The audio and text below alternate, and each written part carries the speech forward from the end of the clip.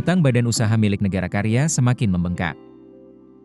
Selama 10 tahun terakhir, terutama di masa pemerintahan Joko Widodo, utang BUMN karya mengalami kenaikan hingga 181 triliun rupiah. Lonjakan utang tersebut terjadi di seluruh BUMN karya. Hal itu diungkap dalam rapat dengar pendapat antara Komisi 6 DPR RI dengan sejumlah BUMN, Rabu 5 Maret. Contohnya PT Brantas Abri Praya. Di era Presiden Susilo Bambang Yudhoyono, nilai utang Brantas Abri Praya masih sebesar 1,2 triliun rupiah. Tapi, nilai utangnya September 2024 naik menjadi 6,9 triliun rupiah. Lalu, PT Adikarya, utang sebelumnya 8,7 triliun rupiah, dan per September 2024 menjadi 25,3 triliun rupiah.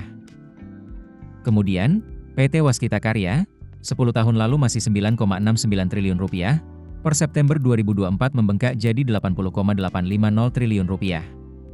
Artinya, ada kenaikan lebih dari 70 triliun rupiah.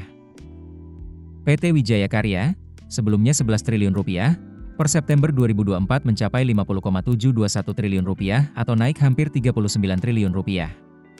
Adapun, Hutama Karya yang sebelumnya cuma 5 triliun rupiah, kini naik menjadi 53 triliun rupiah.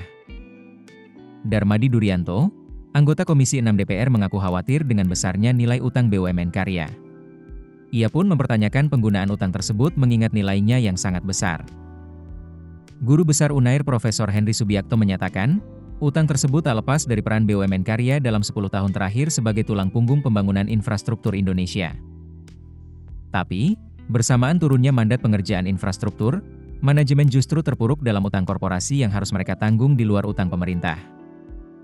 Menurutnya, publik butuh kejelasan, apakah semua ini karena adanya kesalahan manajemen pengelolaan negara, dan adanya penyalahgunaan kekuasaan atau korupsi besar-besaran yang biasa terjadi di berbagai sektor.